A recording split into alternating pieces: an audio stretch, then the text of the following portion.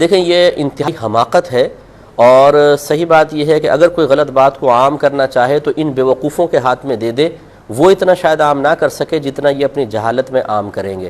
اگر آپ ایک بات کو غلط سمجھتے ہیں تو اس غلط بات کو آپ کیوں آگے شیئر کر رہے ہیں کہ 10 آدمی اس کو سنیں گے؟ میں اس بات کا شدید مخالف ہوں کہ اگر کوئی بالفرض نبی کریم صلی اللہ علیہ وسلم کے اس شان میں کوئی گستاخی کر دیتا ہے، جیسے کارٹون وغیرہ بنا دیے، کچھ کر دیے، تو آپ کسی کو کہیں کہ جا کر دیکھو۔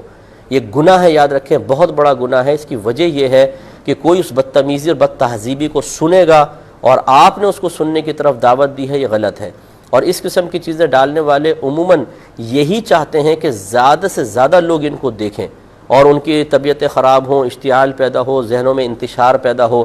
اب وہ تو ایک آپ کی طرف اس نے فارورڈ کر کے پیچھے ہٹ گیا، اب یہ خدام موجود ہیں جو نبی کریم صلی اللہ علیہ وسلم کی شان میں کی گئیں اس طرح کی بدتمیزیوں کو خود لاکھوں اور ہزاروں تک پہنچا دیتے ہیں۔ اس سے کوئی دین کا فائدہ نہیں ہوتا ہے۔ ہونا یہ چاہیے، میں یہ نہیں کہتا ہوں کہ ایسی چیزوں کو آپ بالکل نظر انداز کر دیں، جو قانونی طریقہ ہے، جو دائرہ شریعت میں رہ کر طریقہ ہے، وہ ضرور اختیار کریں، لیکن ان کو عام نہ کریں۔ میں اکثر سمجھاتا ہوں، اگر خدا نہ خواستہ کوئی آپ کے والد صاحب کو گالی بکرا ہو، اس کی ویڈیو بنا لی گئی، اس نے آپ کے والد صاحب کے کچھ ایسے مناظر کلپ کہیں سے لے لیے ہیں جو مناسب نہیں ہے کہ کوئی اور دیکھے، اور اب آپ کو وہ کلپ مل جائے تو کیا آپ اس کو 100 کو، 200 کو، 1000 کو اس لیے فارورڈ کریں گے کہ دیکھو میرے والد صاحب کی یہ کلپ فلاں نے بنا کے بھیجی ہے، ذرا دیکھو اور اس کے اوپر لعنت بھیجو، یا دیکھو اور اس کو برا بھلا کہو، اسی گرفت کرو؟ کبھی بھی نہیں۔ آپ اس کو چھپائیں گے کہ یہ میرے والد صاحب کی چیز کوئی اور نہ دیکھے، کوئی میرے والد صاحب کو گالیاں بکرائے، یہ کوئی اور نہ ملاحظہ کرے۔ تو جب نبی کریم صلی اللہ علیہ وسلم کے بارے میں یا اور صحابہ کرام کے یا اسلام کے بارے میں کیسے آپ پسند کر لیتے ہیں کہ یہ چیز آپ کے پاس آئی تو آپ نے بس اتنا لکھ کر آپ نے سوچا شاید میں بہت بڑی خدمت کر رہا ہوں کہ یہ آپ دیکھیں، اس کو آگے شیئر کریں اور لعنت بھیج کے شیئر کریں۔ ارے بھائی، تو اس سے فائدہ کیا ہوگا؟ تو ہمارا یہ مشورہ ہے، بہرحال عموماً ہمارے بھائی بہت زیادہ ذہین ہو چکے ہیں، ہم جیسے علماء اگر کوئی مشورہ دیتے ہیں تو ان کی ذہانت ہماری ذہانت سے بہت اوپر ہوتی ہے۔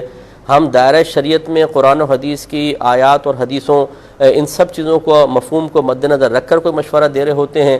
یہ اتنے سمجھدار ہوتے ہیں کہ نہ ان کے پاس قرآنی دلیل ہوتی ہے نہ حدیثی، اور دلیل بھی دیتے ہیں تو بوگس ترین، لیکن یہ ہم جیسے لوگوں کو کہتے ہیں کہ یہ غلط کہہ رہے ہیں، ہم صحیح کہہ رہے ہیں۔ ان میں دین کا جذبہ کم ہے، ہم میں زیادہ ہے۔ ان میں خوف خدا کم ہے، یہ بہت زیادہ میدان محشر کا خوف رکھتے ہیں تو نصیحت قبول نہیں کرتے، اور یہ سلسلہ جاری و ساری رہتا ہے۔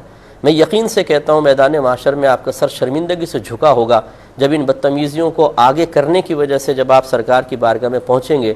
اگر سرکار نے یہ آپ سے سوال کر لیا کہ تمہیں تو چاہیے تھا کہ اس چیز کو فوراً ختم کر دیتے، لیکن تم نے ہزاروں کے سامنے میری اس چیز کو پہنچایا، جو میری بدتمیزیاں میرے ساتھ کی گئیں، تم نے اس کو کیوں پہنچایا؟ کیا جواب دیں گے آپ؟